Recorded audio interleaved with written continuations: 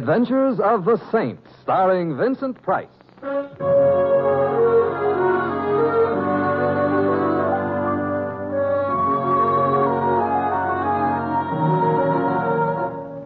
The Saint, based on characters created by Leslie Charteris and known to millions from books, magazines, and motion pictures.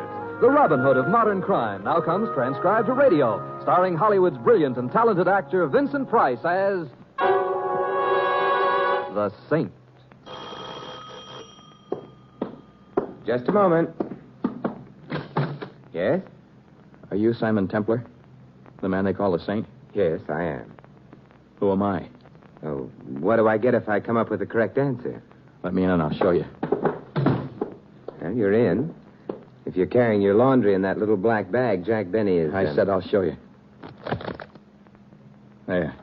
Oh, laundry never looked like this. Don't touch. Just look. It's almost all big bills. The whole bag full of big bills. What did you do, sell your car to Honest John? That's what I want you to tell me. You mean you don't know how you got all this money? I don't know anything. That goes for who I am, where I came from, where I'm going. I see. An hour ago, I woke up in a taxi, and we're driving through the park. I got a bump on the head the size of an ostrich egg and this bag full of sugar beside me. When I wake up from a bump on the head, I'm lucky if I find an aspirin beside me. I got no wallet, no papers, no keys, not even a matchbook. My pockets are empty, and so's my head. I remember nothing. The cab driver? Oh, he's waiting for me downstairs. Says he picked me up on a midtown street. Says I gave him a 10 spot to drive me through the park while I took a nap.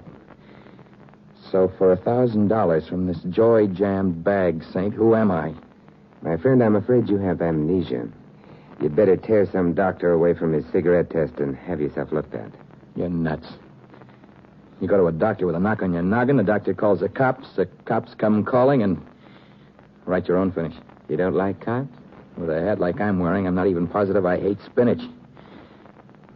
It isn't what I might think of cops that's important, Saint. It's what they might think of me. You mean the money? I mean exactly nothing else. Anybody carrying this kind of dough these days has either been stealing from a bank or holding out on the government. No hospital, Saint, no doctors, no cops, no explanations, no jails. You. Me. You. Once again, Saint, for $1,000. Who am I? All right. $1,000 goes to the Red Cross in anticipation of the day that I become a national disaster. You've just made a deal. And as for you, you'd better go into my guest room, lock yourself and your money in, and sleep off that bump, huh? Before it grows into another head and wants to know who it is. You'll find sleeping pills in the medicine chest if you need them. I'll need them. You're going somewhere? I want to see if that cab driver left his meter running. Thanks a lot, Mr. Templar. You're very welcome, Mr. I can't help you there. For the time being, I'll just call you Mr. Sugar.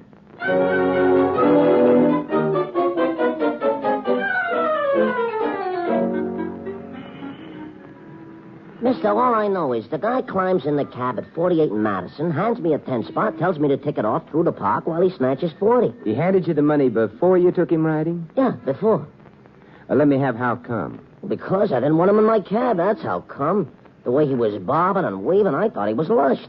I didn't want no trouble with no drunks. So you had a little argument? A little discussion. Then he takes out a $10 bill and forces it on me. So I stop discussing and start driving. The $10 bill, he took it out of his pocket, huh? If you know any other place a guy can carry his dough, let me know, and I'll take the bill off of my wife's neck when we go to bed nights. Out of his pocket. What's the matter? You think I'm lying? You're not lying. Now I know how my old grandmother felt when the medicine man swore that the snake oil would cure her rheumatism. You're having trouble finding out what the score is, huh? I don't care what the score is. I'd just like to know what the game is.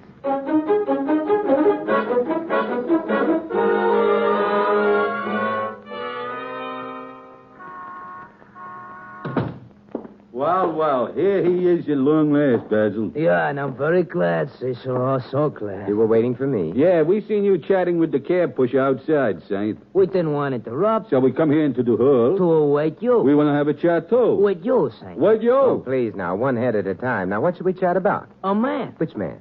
The man we've been shagging. Shagging? He means following. The guy's in your apartment now. When we phone the boss and tell him, the boss has a reaction. Right while he's talking to us. I can understand it. I feel a little sick myself. The boss says we should collar you and ask you politely. No, Basil. He said first ask him politely. Oh, thank you, Cecil. So we are asking, Saint. Politely? So why don't you politely tell us? Look, if you boys are auditioning a new television act, Radio City went that-a-way. We almost do a lot of politely, Saint. We hardly got one good man left. So what goes with the man in your apartment, Saint? The boss says he wants to know. The boss says he gotta know. The boss says he don't want that old trouble with the law should start up again. Basil, you're talking too much.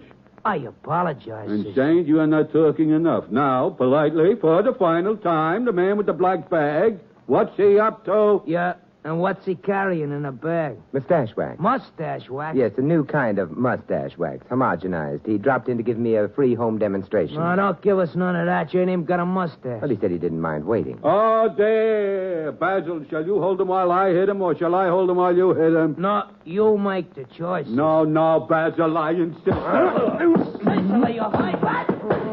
couldn't bear to see such a beautiful friendship broken up.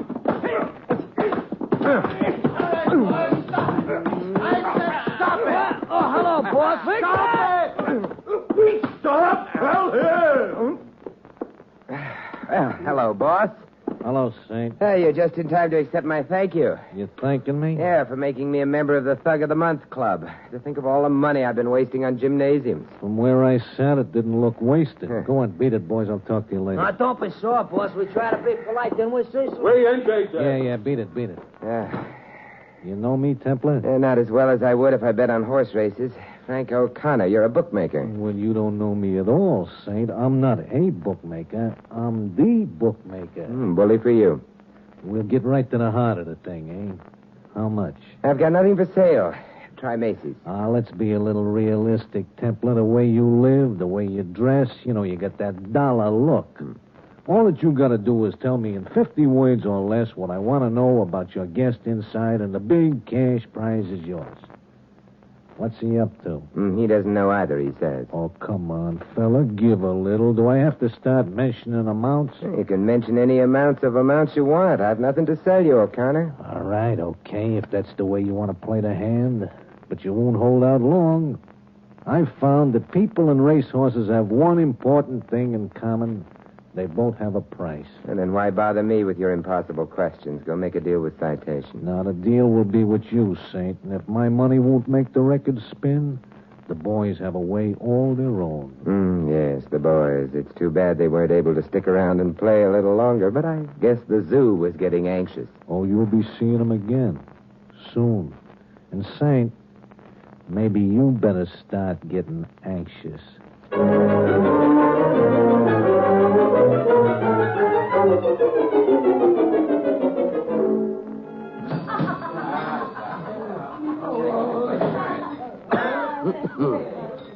Love, which thou and I with fate conspire to change this sorry scheme of things entire.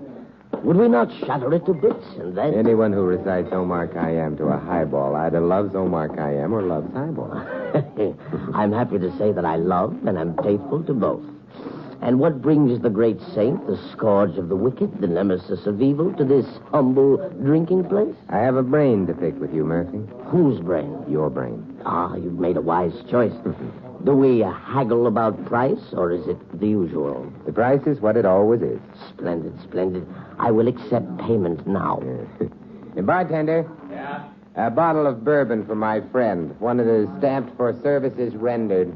Coming right up. Here you are. Yeah, thank you. And now, render friend. At your service, friend.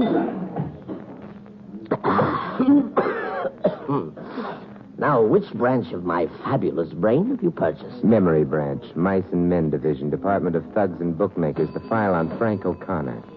Frank O'Connor, born in Boston in 1912. Father was... which brings us up to recent years and an old trouble with the law that he doesn't want should start up again, to quote a thug named Basil. The case of the missing paint man, Payne. Huh? Let's have that in waltz time. George Payne, Payne's Paints. He liked to play the horses. He didn't like to pay the bookmaker. He didn't mind making promises, though. When was this? A couple of years ago. He owed O'Connor what could easily have been the annual budget of a small Latin American republic. How did it all come out? He disappeared. Disappeared? Like the buttons on a shirt in a 10-cent laundry. It created quite a splash. How come I didn't... You were in Las Vegas at the time. The Hotel Flamingo, I believe. It was room 210, and the lady you liked from the floor show was named Yvonne. Yeah, someday when you have time, would you mind writing my memoirs? But right now, let's go on with the opera. Yeah. The police found out about Payne's debt to O'Connor. They picked O'Connor up, grilled him, medium rare, made him very uncomfortable, found they couldn't pin anything on him, turned him loose. Yeah, and Payne? Where are the snows of yesteryear? The popular theory is that he is a victim of amnesia somewhere. Amnesia? He's had it twice before, his doctor said. So be kind to the next bum who asks for a handout, Simon. He may own $1 million paint factory in Long Island City. Any relatives? Wife. Much younger. Much prettier, too, they tell me. She's running the paint factory now, bigger and better than ever. That's all. Closed file. And I got my money's worth. Naturally. I do have a remarkable brain, don't I? Fabulous. Anytime, Mr. Templar, anytime. I am here at my office every day.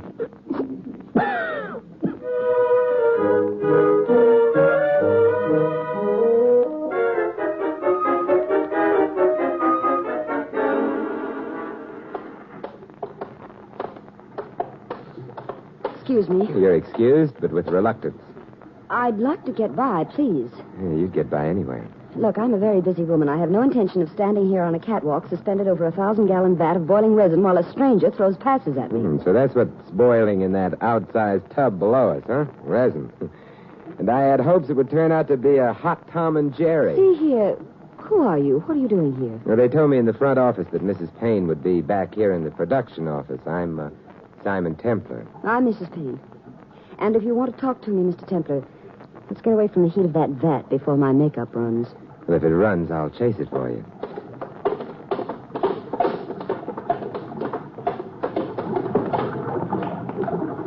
Come into my office. Oh, thank you. Miss Payne, I'm here to talk to you about your husband. My husband? You know something about George. You know where he is. Well, let's just say I know where a man with amnesia is. At least he says he has amnesia. He says... I'm afraid I don't understand. Well, frankly, neither do I yet. Then what makes you think you... Well, a bookmaker named Frank O'Connor. O'Connor? Yeah, and two patrons of the arts named Basil and Cecil who work for him.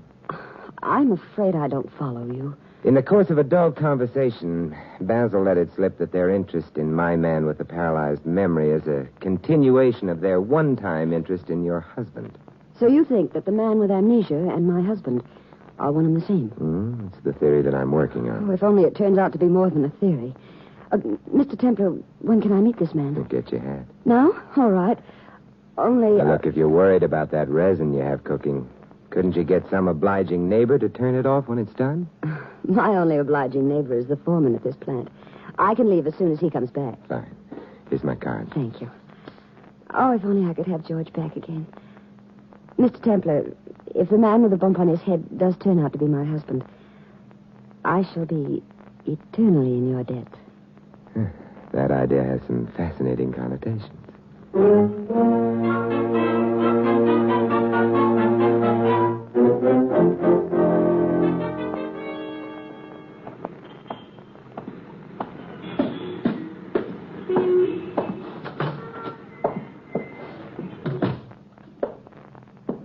Templar? And if I say yes? Joe Fowler, Interurban Insurance Company. Oh, I don't need any. I'm not a salesman. I'm an investigator. Of what? People, mostly.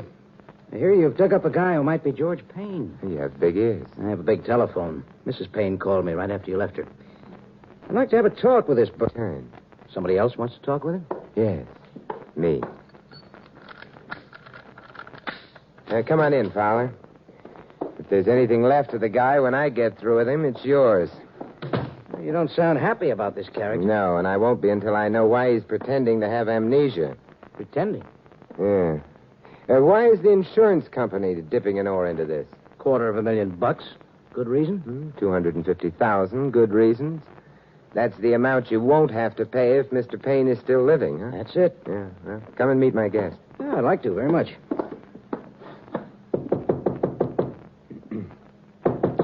Mr. Sugar.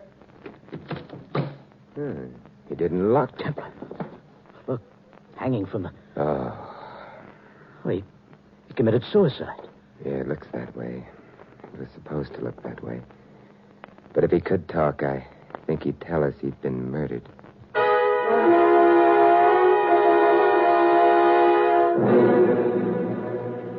Cheerful place, isn't it, Fowler? Waiting rooms of morgues aren't supposed to be cheerful.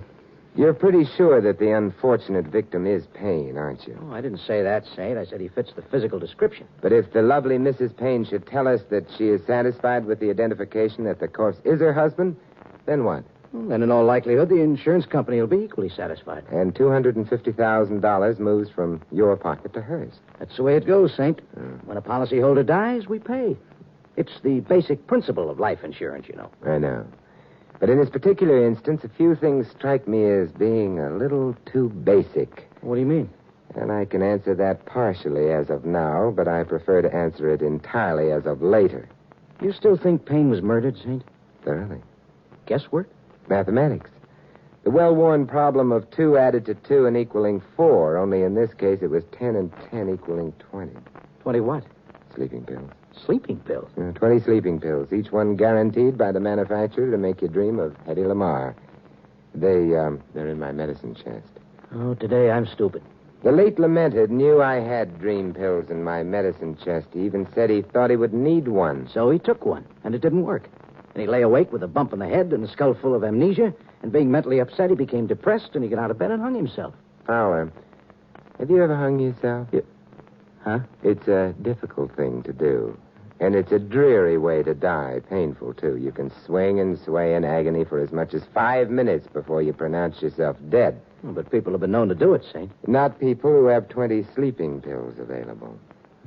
See what you mean. If he'd wanted to kill himself, he'd have gone after the pills instead of the cord. Say, you are a detective. But why was he murdered? Well, some people call it the root of all evil. You and I simply refer to it as money. This is where I get off. If he was knocked off for anything, it was certainly not for money. Or didn't you notice that little black bag was still with him? If the killer had taken the little black bag with its little green contents, the suicide he hoped to make everyone think it was would no longer look like suicide. There's a lot of sugar in that bag, Saint. And the killer could have so easily taken it. Cost him a lot of money to make this murder look like suicide. The way I'm thinking, it didn't cost him 1 red cent. What do you mean? Not 1 Chinese dime. Because that little black bag with its cargo of joy, every last penny of it will now go back to its lawful owner. Lawful owner? But who? The killer. I don't think I'll wait any longer for Mrs. Payne to come and identify the body. I have a sudden urge to talk to a certain bookmaker. You're going? You're not interested in knowing whether or not Mrs. Payne identifies the guy as her husband? Mr. Fowler, are you kidding?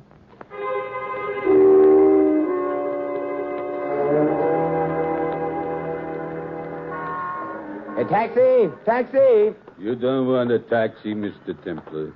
Does he, Basil? No, indeed, he don't, Cecil. You have used your head. He's used both his heads. Is it recess time at the monkey house again, boys? He is funny. Is he, Basil? He is funny now, Cecil, but will he be funny later? No, he will not, Basil. It is not possible to be funny when you are sleeping on the riverbed in a pair of cement pajamas. I want you Knights of the Round Table to take me somewhere. Oh, we're going to take you somewhere, all right. Yeah, I want to see O'Connor. There are some questions I intend to make him answer. You are going to make him? Yeah. Basil, either this chap is screwy or somebody already beat his brains out. Come, Saint. The boss is awaiting in the car. Well, I hope he hasn't been awaiting too long. This way, Pigeon. And, Saint, we are just about on the verge of losing our politeness, are we not, Cecil? We indeed are.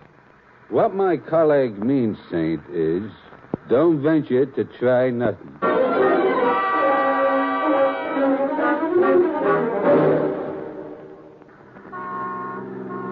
Yes, Saint, like I told you, people and racehorses, they both have a price. You wouldn't talk for money, so the price is now a painless rub-out as against one that's full of agony. You're being far too generous, O'Connor. Hey, drive carefully, you hooligan. You want the cops on us? I'm sorry, boss. Don't worry, boss. I will see that Basil drives careful. Yeah. Well, Saint, look, I'll make the offer even more attractive. I'll let you choose the spot where the bullets go. Oh, really? Now, that's too much. Frankly, Saint, I'd like to be able to tell you to let you go after you told me what I want. You know, maybe with just a couple of broken bones here and there, some little nothing, stuff. yeah. But I can't do it. I can't let you continue alive. You're too smart. And unless you're running way off form, you've stirred up a fire I thought I put out 3 years ago. You did kill Payne the paint man 3 years ago, didn't you?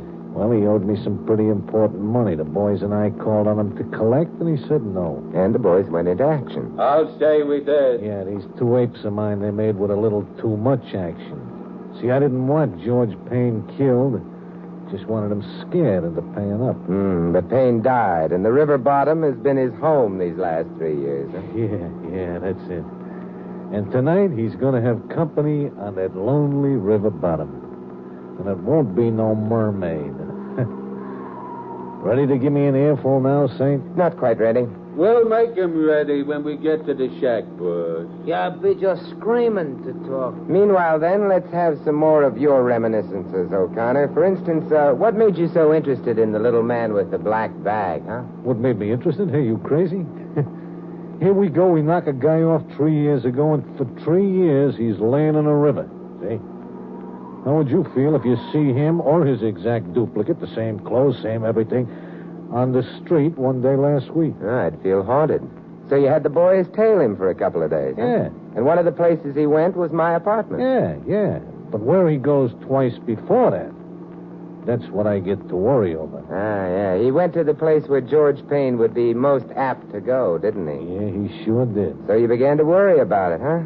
You didn't want George Payne or anything concerning him to pop up anywhere. Yeah, that's it. You worried because whatever Payne's double was up to had to be a swindle.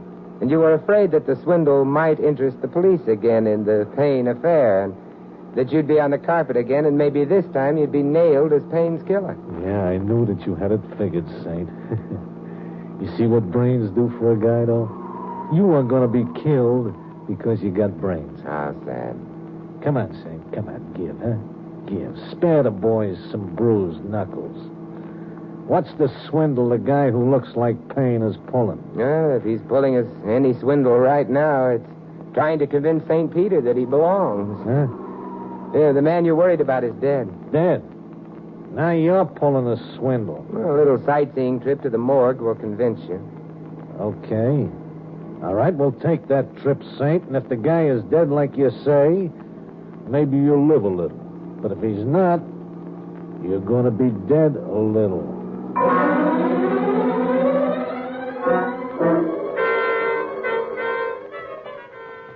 Well, I'm glad you're still here. I see everyone else is gone.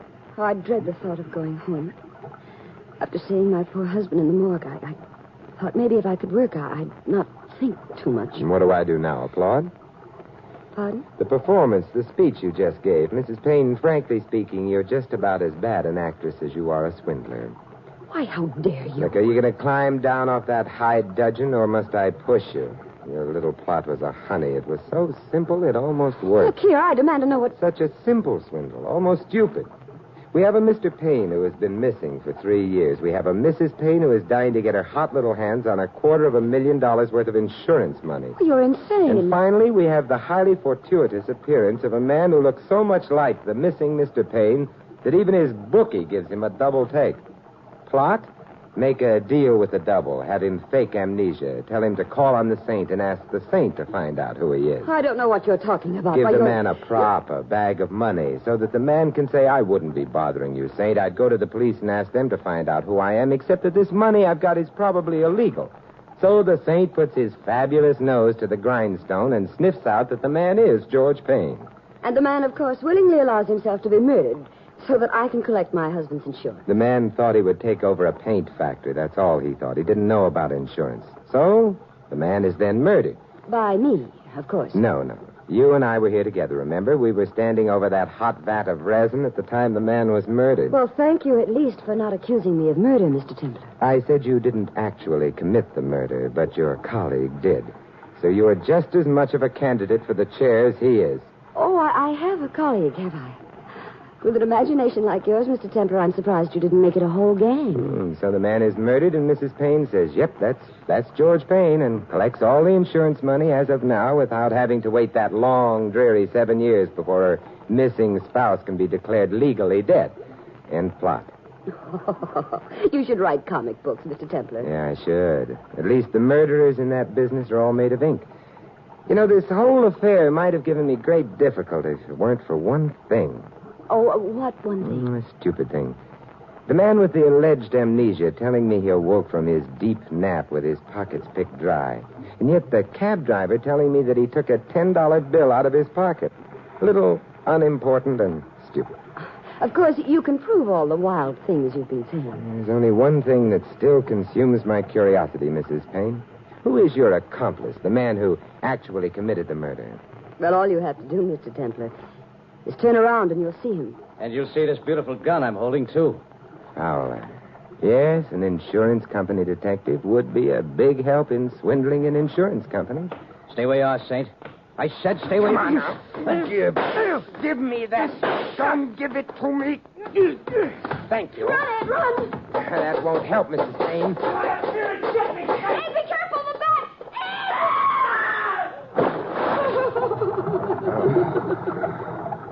Someday, somebody is going to buy a can of your paint, Mrs. Payne, and wonder why there are buttons in it. Don't bother, Mrs. Payne. I've been called it before. What do you say we go drop in on some policemen, huh?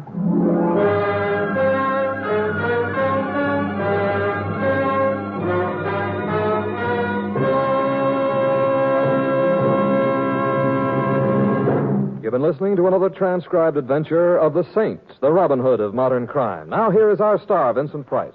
Ladies and gentlemen, in tonight's cast, you heard Joan Banks as Mrs. Payne and Sheldon Leonard as Frank. Ed Max and Tony Barrett were Cecil and Basil.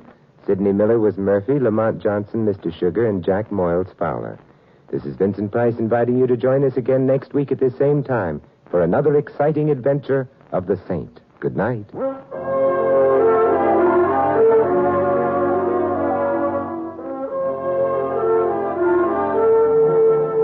This adventure of the Saint was written by Michael Cramoy. The Saint, based on characters created by Leslie Charteris, is a James L. Safier production and is directed by Helen Mack. Vincent Price is soon to be seen co-starring with Michelin Prell and Errol Flynn in William Marshall's production of Bloodline. All you Saint fans will be glad to know the Saint comic books are available on all newsstands. 3 chimes mean good times on NBC.